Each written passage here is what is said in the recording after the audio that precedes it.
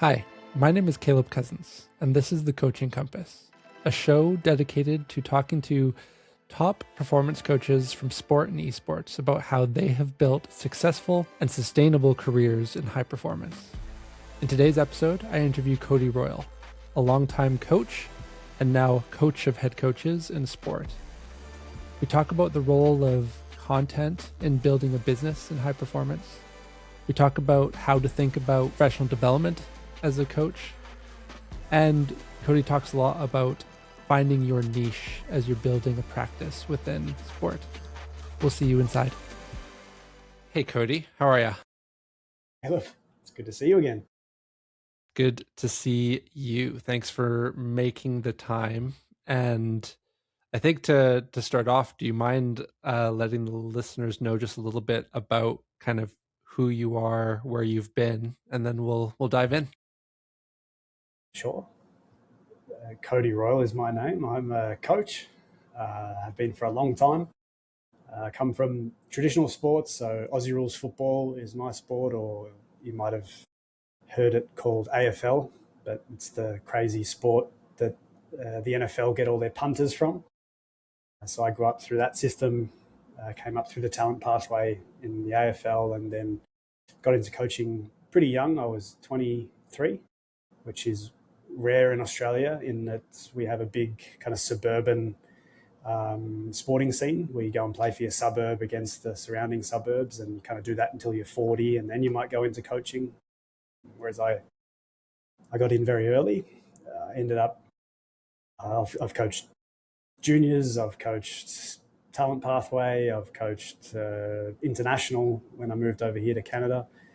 And then more recently, I've moved out of coaching my teams and I just coach other head coaches.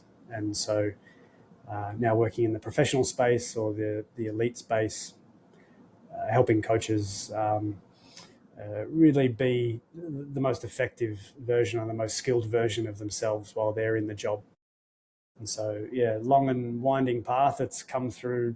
I'm from Melbourne. I live in Toronto, so I'm halfway around the world and coaching a bunch of different sports. And so I don't have a linear journey, which might be of interest to people that that are listening to this as well. Yeah, and I've been thinking a lot about kind of the key career transitions that happen in kind of high performance sport. And I think I'd love to maybe start there today. So you went from being a head coach to not and kind of going into this kind of supporting other head coaches. And I guess would love to hear more about that transition. Is like when you decided you were done head coaching, did you have a clear idea of what you were going to do next? Was it kind of open-ended? How did you go from where you were as a head coach to where you are now in that role? What was that transition like? Yeah, I'll preface this as saying I'm a little bit of a poor case study on this, in that my trajectory is a little bit odd in this sense too. But the answer to your question is no, I didn't really know that I was going to transition into this work. The way that it happened was I wrote a book about my experience being a head coach, and particularly the emotional toll that it has on you and what that does to your ability to lead. It's called The Tough Stuff. And essentially, it was really the response to that book from other coaches that made me move into this work. So I started getting requests. At the time, like if you read the book now, still I haven't updated it. It still talks about my team, and I in the acknowledgements I say like I love coaching you guys, and I when I wrote it, I fully intended on continuing in that role. But I'm not overly religious, but it felt like a little bit of a parting of the clouds and this ray of sunshine coming down and saying there's too much response to this that you can't go and actually start helping these other coaches with what they're working on and the emotional toll that they're feeling and how to develop skills and systems around them to help. So it was unclear to me, but it kind of felt like a little bit of a calling. but also there was no real market for it. It wasn't really a thing when I started doing it. And so I was taking a little bit of a risk, but again, it felt timely to be able to do that as well. And now, 5 years removed from that kind of transition, you're starting to see the development of a full industry around that, where it's becoming its own profession. And I think that makes sense as well, because if you think about the coaching pathway, it tends to stop at head coach, doesn't it? And it never goes to this next level of giving back. And I've been ruminating on that recently, because I've just learned that as he was kind of on his deathbed, Abraham Maslow sought to change his hierarchy. And he no longer thought that self-actualization was the pinnacle of the pyramid. He wanted to propose that self-transcendence was the highest form that you could seek, giving back, becoming bigger than yourself. And it's the same pattern as what we're talking about here. Is like, you've got like a self-actualization is the head coach, and then it stops. But it's really self-transcendence at the next level is the giving back of the coaching knowledge, and the imparting of the wisdom, or the tacit knowledge, or the breakthrough knowledge that can help others.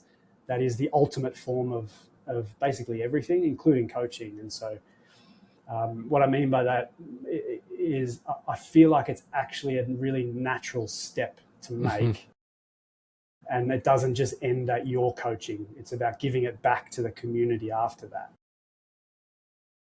I love that. Speaking to, there's a legacy that you have as a coach working with the players, but beyond that is the legacy of how do you like put the next coaches coming after you in the place they can be in, whether that be through mentorship or sharing, just sharing your experience and learnings and frameworks and what have you. We're going to talk more about content, but I'm curious, what prompted you to write the book, your first book, Tough Stuff? Was it a therapeutic exercise for you? Was there kind of in the back of your mind like this could be a lead generator for you? What made you write? Because writing a book is a big project to undertake. Tough Stuff's actually my second book. So I'll take you back to the journey and link it all together. I actually started blogging in 2011. So I had a Blogger account. I kind of moved it to WordPress, and some of the early iterations of like popular blogging sites. I guess there were elements of it on Twitter as well, where it was kind of seen as a micro-blogging site. But really, as I was coaching and as I was developing my coaching, I started to write about that in real time. So I guess everyone's red hot on journaling at the moment, but blogging was journaling back then. And you could share. It was a really positive blogging environment, in that people would go, oh yeah, that's really cool, I'm going to grab onto that. And then they would write. And I found a little ecosystem that was really nice, a really positive, encouraging environment there. And eventually you get to a point where you've written enough blogs that you start to go, geez, this could be a book. If I can find a pattern between all of these things, I could write a book. And so the first one was Where Others Won't. And it was really me writing about my frustrations with the corporate world, as I was both working in the big banks and coaching a national team at the same time.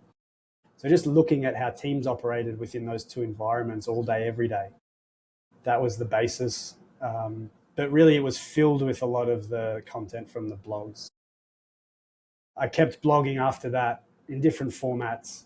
That a lot of that ended up in the Tough Stuff, in the second book. I kept writing after that. A lot of those ended up in Second Set of Eyes, which was my third book and most recent one. And so, I've really been creating content. What year are we in? 2026. So 15 years. I've been relentlessly creating content. I had a podcast. I did 100 episodes of an interview podcast. So there's content there. And so really I create content daily, weekly, as a way to work towards the next book and really solidify the idea. And I think that comes from that initial concept of blogging about my coaching. It was a way to solidify the idea. When you have to write it out and explain it to someone else and you have to grapple with it, you get really clear on what it is that you mean. Yeah. And that is really helpful in the actual practice of your coaching. If you're really clear, you can explain it to people better or in more ways or with more precise language than if you're unclear. And so, but I guess the answer to your question is that they've facilitated each other. My coaching and my writing have helped each other. And so if I understood what you're saying as well, the role that your content plays now is more like, would you say that now it's more your micro content is working towards another book usually? Like you've got an idea of a concept and therefore you start writing there, whereas previously maybe the micro content led to the book. Now it's kind of, well, I guess it's the same idea, but now it's just more intentional. Precisely, yeah. And I'm not saying I'm always directly producing that work with the idea of like this is going to be this chapter or this is a fully formed idea. Yeah, it really is that micro blogging idea of there's something here and I'm just going to push it out and it'll sit there, and it might not even ladder up to this book. It might be the next one, but there's an idea here that I want to capture. And yeah, and that has now just become really my system. Cool. How much of your business could you attribute directly to the content? How important is content to your business, let's say? So if you bundle together books, podcasts, and talks, I won't say 100%, but 90. Somewhere along the line, someone has run into a piece of content of mine that has given them an idea, has sparked something in them that they want to explore more deeply, and contacted me. So I don't have an outbound marketing engine per se. I have content. And so all of my clients are inbound. I don't sell myself onto anyone. I don't get on LinkedIn and say, if you're not doing this way, you're not doing it correctly. Basically, my content goes out through books or newsletter or podcast or talks or guest appearances, and the coaches come to me. And there's a reason for that. But the answer to your question is near enough to all of my clients could be traced to something that I've produced. And so if you're going back, let's say 20 years to a younger Cody starting off your career, or just if you're talking to a young performance coach or coach trying to build a practice, where would you start? Where would you recommend someone starting from a content perspective? Where would you start? I mean, it's probably not shocking that I would recommend sharing your ideas, but more specific to that is I think there's a way to do it that is more interesting, and that's the curiosity. And what I mean by that is there's a difference between curiosity and judgment, and writing that down. And a lot of content right now in particular, because content tends to follow social trends, is very polarized and it's very drastic. It's very dogmatic in coaching. It's very much, unless you're doing it this way, everything is shit and you're shit as a person for believing it. Yes. Whereas that's not how any of this works. There are a lot of things that work, There are a lot of things that have worked historically. There are a lot of things that have worked historically that are really good ideas that arrived too early and didn't take off back then, but have come back. There are a lot of poor ideas that have sustained. And so this is what I mean is like, if you're just going to be on the judgment train and my way of doing things is the only way, it's not really going to appeal to anyone from a business perspective. Yes.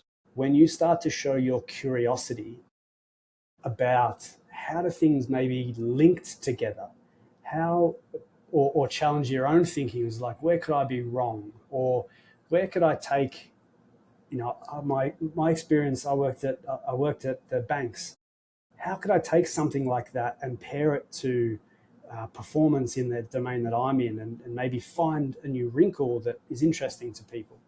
So when you follow curiosity and you write through the lens of curiosity as opposed to judgment, I think that's when it starts to become a content engine where people become attracted to you.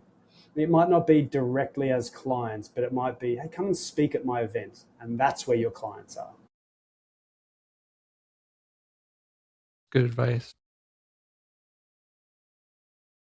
One of the topics that I'm very interested in is in professional development in high performance, and for coaches specifically. How to formalize that, and where coaches should focus their budgets if they have them, or certainly their time when it comes to leveling themselves up. And one of the questions I wanted to ask you is, so you did Seth Godin's Alt MBA while you were a head coach. On the face of it, that doesn't look like an obvious choice for a sports coach. I don't think a lot of sport coaches would go there. So would love to maybe hear some of your thinking back then as to why that, and how you think about professional development for coaches in sport. I mean, when I went into that, it was really from the creative lens, and I was curious to push myself creatively, and it helped me finish the first book.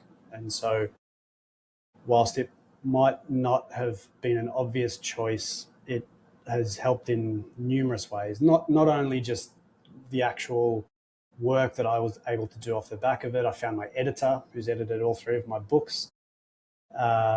We did the course together, or we're in the alumni together. It helped me challenge a lot of assumptions because we were just working on projects.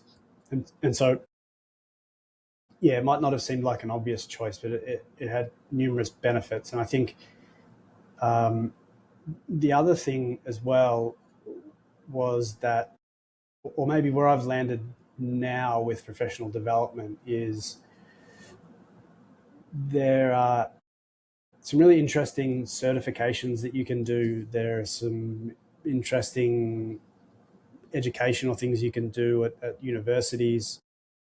But there's also room for things outside of that that are really advantageous as well. And that is because coaching is a microcosm of life. And so learning about life and learning about people and learning about behavior change, and the best professional development there is for coaching is parenting, like hands down, without a doubt.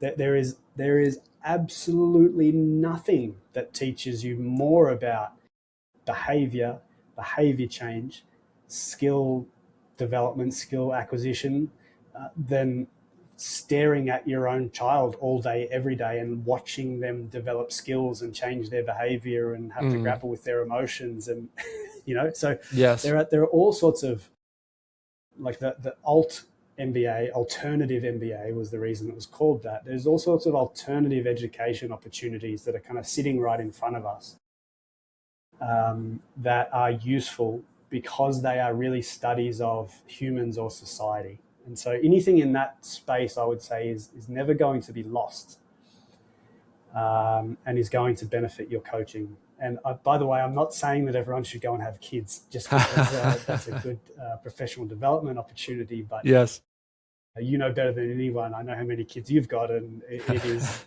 teaches you a lot about the types of things that we do on a day-to-day basis. Yes. Decision making under pressure comes to mind. Is trying to make a decision while you've got kids screaming in your face. That's you're not going to get that anywhere else. Trying to make a decision with another key decision maker, i.e. your partner, whilst Yes. there's multiple kids screaming at you, and you have to be clear and concise and Hmm. make a decision. Yeah, exactly. How are you thinking about professional development for yourself nowadays? What are you still like? Are you looking at particular skills or areas? Or are you very open and kind of when opportunity comes across your desk, you consider it? How are you thinking about it for you? Yeah, so last year I set aside some budget for myself. I joined a leader, which is a professional development organization out of Australia, and I was in a leadership group with six. There were six of us, and again, very practical. Everyone was a leader, but it was really driven by us as the cohort together, and we're able to help each other, push each other, deal with each other's problems. Um, I I haven't continued that this year only because I'm now writing a book, and so it was kind of a stepping stone. I wanted to be pushed into a new area. Hmm. That did that for me. Now it becomes I'm pushing myself because I have to write a book, and so I have to go and find what's going to go in the book, Yes. and I don't have the answers to start with. I have to go and find them, and so I'm using that as further professional development in that I tend to go and write about things that I don't know about, but I'm interested in, and try to solve the puzzle, and that becomes development into itself. I mean, to that point, part of what your books do a lot of is like it's obvious that you talk to a lot of people and you're talking to a lot of people, a lot of coaches and in high performance and lots of different kind of sectors. How so you're out searching, researching, talking to people. How do you get in front of some of the people? Again, you in the second set of eyes, you talk to a lot of very impressive, very successful coaches and mentors in professional sport across the world. How do you go about, I guess, networking and creating those conversations to not only probably feed your own learning and professional development, but content for your book and all the rest of it?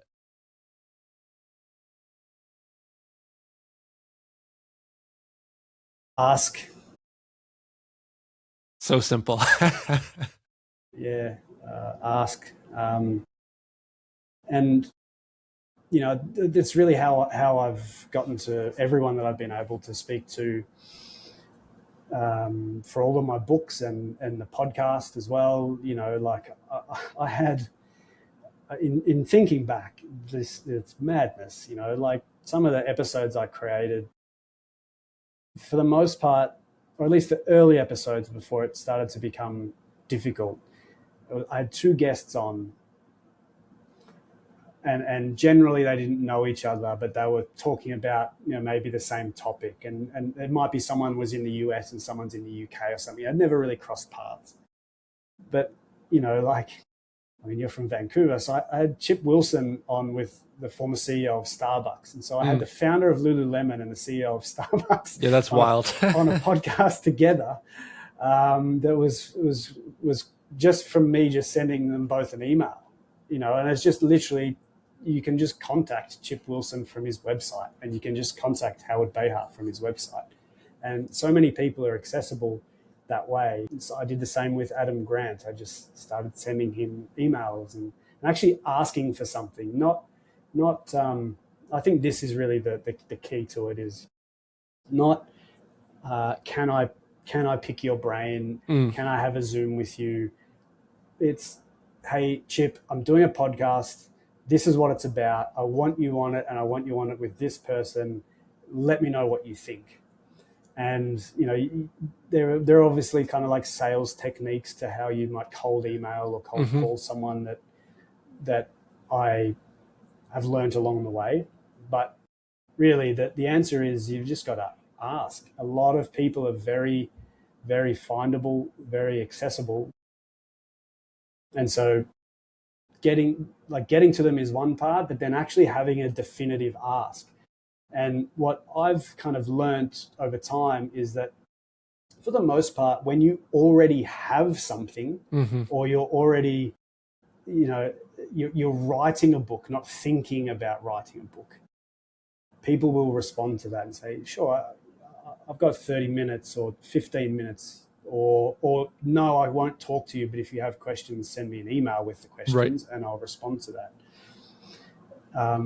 And so, yeah, there's a couple of steps there, but it starts with asking, and that might mean digging around for hours and not going to the bar, and you sit there until midnight and try to find this person's email address, or try to get them on LinkedIn, or but once you've got them, is like have something that you're working on and tell them what that is.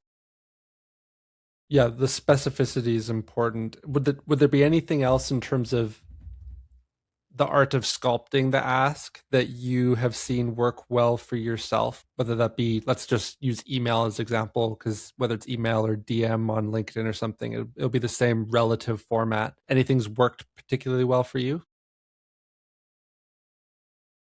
Um, Tell them what you're asking for straight away. Mm. So the way that you um, so my corporate career is user experience, right? So I was a writer in user experience. So I was designing apps and websites and things that millions of people would use. And there's a thing called content hierarchy. And even if you don't know what a content hierarchy is, you've experienced it because you've had to write essays at school. And it's the same rule: is you put your best material at the top, not at the bottom. Don't make me wait to your third point in the body of your essay to tell me what you really think.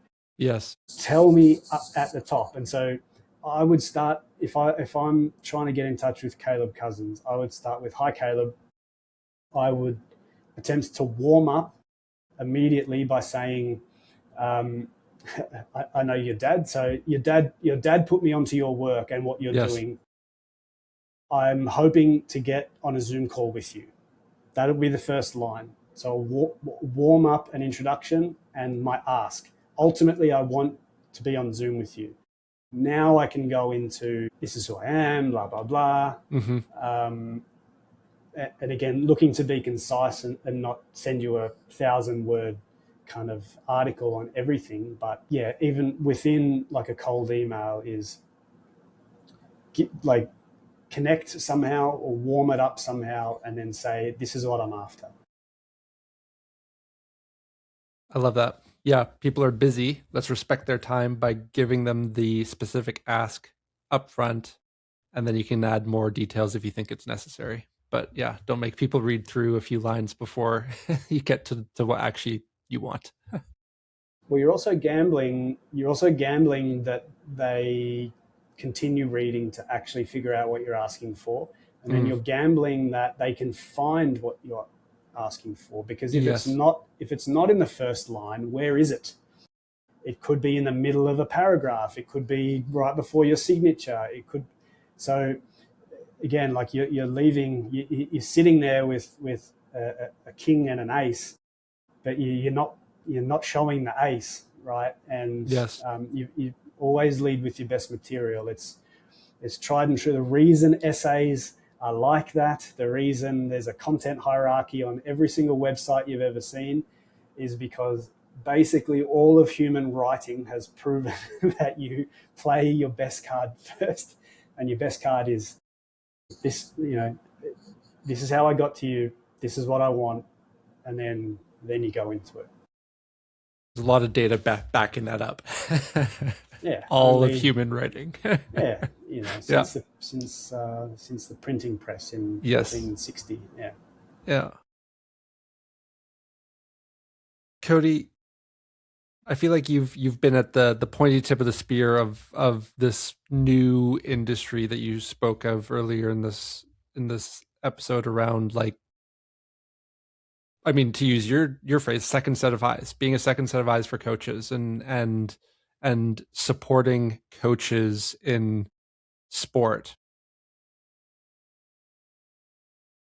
Like any pointy tip of the spear, you probably had to fail and experiment, and you probably went through just a ton of iteration of how to price your services, how to communicate what you do, all of these different things.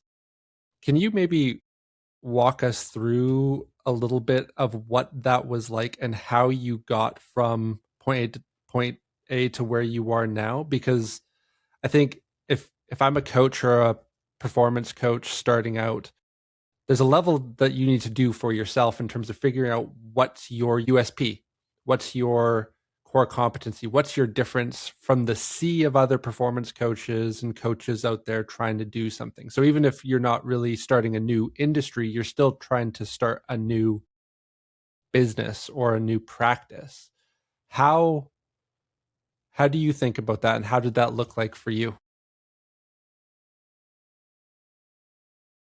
I again, I'll preface this too with I'm a little bit of an odd study in this sense, and the reason for that is again I was coming out of product development, and Mm, so I had a huge leg up in that I in my corporate life, in my previous life as I call it, all I was doing was designing and shipping products. hmm, Uh, and so I knew how to build products that um, kind of got at particular audiences. Prior to that, I was in the staffing industry, and we worked exclusively with IT professionals who were on contract. And so I learned about hourly rates and what they meant, and what all the insurance and all the protections and all of the how things like contracts got paid, and why a contractor is different from a full-time employee. Um, so I actually had a huge leg up in mm, designing my own business. But within that, again, I think there's a lot of information that's publicly available about how to kind of get going. And Seth Godin is the go-to guy for this. This is marketing in particular, and tribes, and some of his more influential work is really about if if you're starting out, or you're thinking that you've got even a semblance of an idea, here's how to turn it into a practice. Or he has the book called The Practice as well. But for me, I followed his structures. So on top of my own knowledge about kind of the inner workings of business and how people get paid and all of that, I really gravitated towards, um, he kind of riffs on the idea of a MVP, minimum viable product, which again, from my product background, I understood mm-hmm, exactly what that was. Is he calls it smallest viable audience. And so a smallest viable audience is a task in which you hyper niche yourself. So, basically you keep asking yourself, how can I make this smaller? How can I make this audience smaller? How can I make this audience smaller? And so for me, that was pretty easy in that I was coming from head coaching. So I had a small audience, a scarily small audience. Then I go, okay, well, I want to work with the upper echelon of that. So now it's even smaller. Generally, like if I had to make it smaller, I would gravitate to men's sport. mm, So now I'm only the elite, only the head coaches, kind of not only men's sport, but when I was doing the exercise, now you're down to an audience of like a couple of dozen. yes. But whilst that is kind of scary in that you think, well, geez, how am I going to get enough of these to make a practice? What it does for you is now you have an audience to talk to. and you have a very specific audience to talk to, and you go and talk to that audience in the way that um, that that they want to be spoken to, and you need to learn about them and what ails them and what problems they actually have versus what you think they have. And so that's how I started, was hyper niching.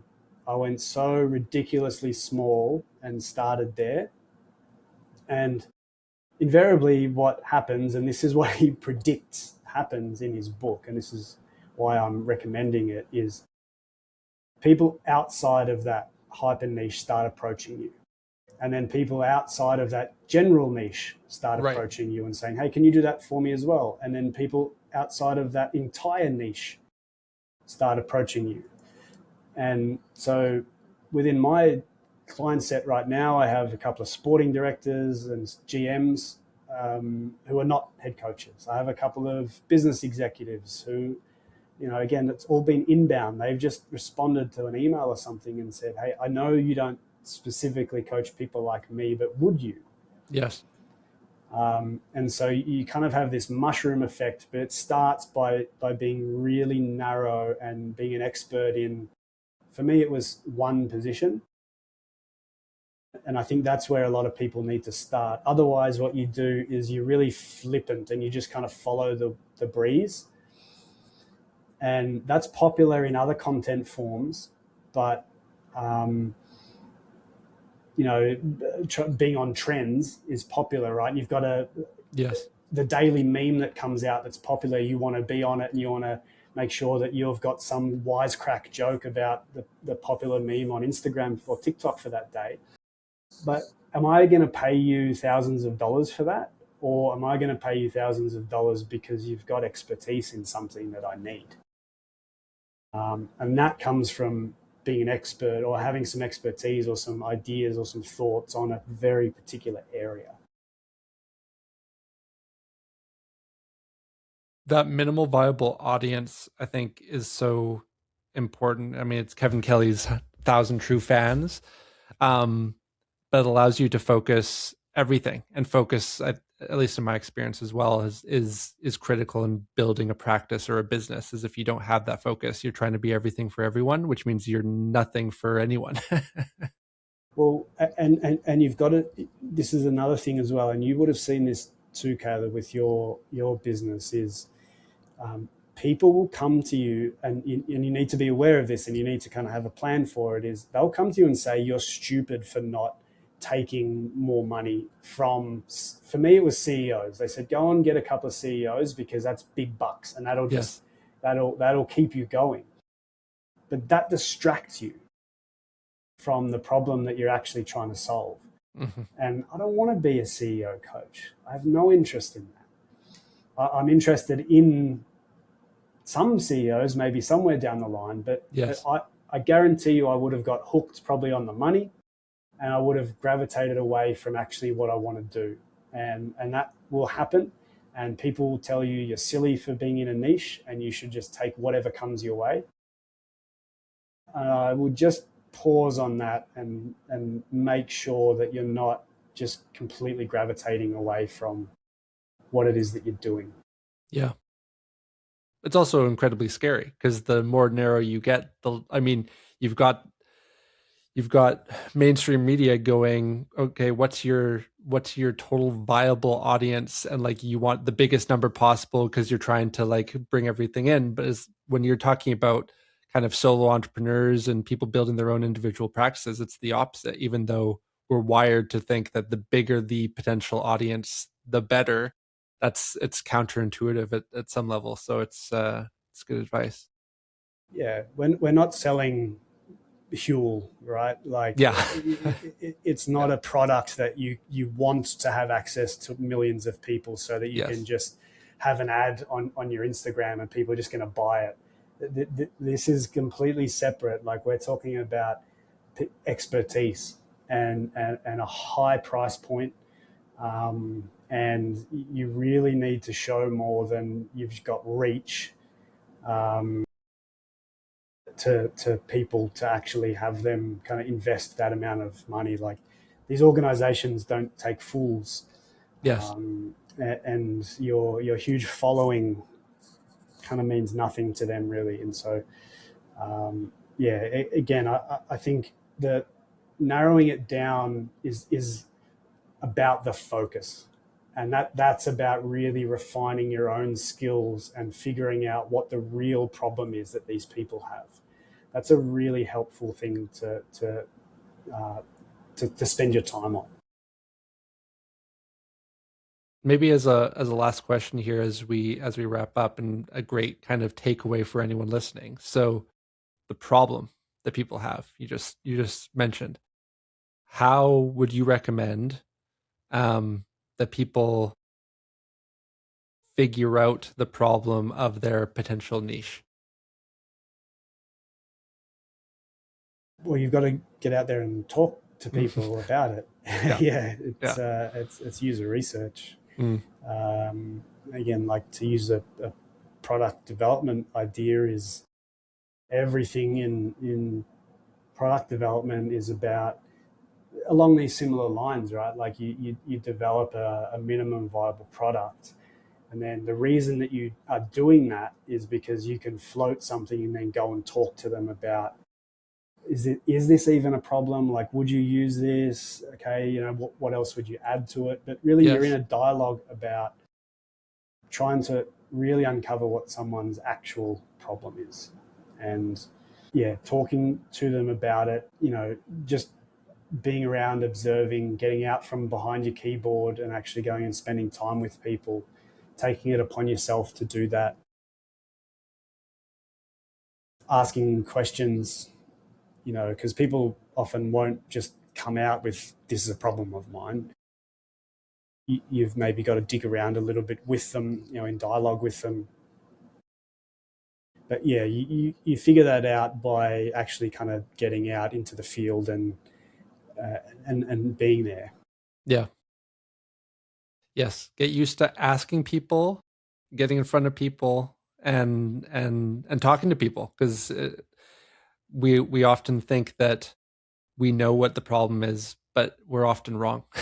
As entrepreneurs, it's like we think we know, but unless you talk and get that validation, you might be going in completely wrong and waste a ton of time and money building the wrong product or the wrong service because you haven't talked to the people. Yeah. Well, like it goes back to that judgment and curiosity thing, right? So you really got two takes. Is you can just say, from a judgment angle, everything's poor unless it's like my idea, or you can go from the curiosity angle. Mm. And so I'll give you an example. Is I watch a lot of training sessions, different sports, a lot, thousands. I've seen thousands. And almost every time the coach will come up to me afterwards and say, well, what did you think? Now, I have two approaches that I can go down to answer that question. I can go straight into judgment mode, which is often what they expect. Yes. Or I can go from a curiosity perspective. Now, the judgment mode would go, oh, you should have done this and you should have done that, and I didn't like that, and just straight into judgment. But really, the question should be, well, what were you trying to achieve? Yes. With the training session? Unless I know that, I can't even comment. Was it supposed to be organized? Was it supposed to be disorganized because you're actually trying to heighten something? Was it where in the week are we? Is this, partially regen? Is it skill development? Where are the team at the moment? Like, there's a lot of information that I would need to know to figure out what a good training session should look like. And until I know that, I can't even begin to start to judge. And beyond that as well is, like, there's a follow-up question is, did it achieve what you wanted to achieve? And if it did, I have no notes for you. Right. Exactly. Good coach. Flip the question back on the question asker. Yeah. Well, yeah. But again, it comes back to that idea. Like, a lot of things work. Coaches, a lot of the time, are trying things. Just because you're not aware that they're trying that to jump into judgment and say it should have looked like this is false, and it puts barriers up. And particularly with head coaches, my observation is there's so many people judging them, that just being another one to judge them on what they're doing without really any kind of firm knowledge on what they're trying to achieve is why the wall comes up. And if you're on the outside of that wall, you're not getting back in. And so rushing to judgment, I think, just maybe pump the brakes on that one a little bit and add some curiosity. What were you doing there? Oh, that was interesting. Why did you take that approach? What was that? Oh, geez, that athlete has the yips. Like, oh, I get it now. Like, I know why you were trying to do that. And yeah, curiosity. Good place to end. Cody, appreciate your time. Only got through probably like half of my notes and questions, but I think it was really good, and I'll have to drag you back here sometime down the road. So thanks for your time and your insights, and looking forward to speaking to you again soon. Well, when you have a big studio and you're doing Rogan-like podcasts, I'll come on then, and we'll do it in person. Deal. Sounds like a plan. All right. Thanks, Cody. Thanks, Caleb.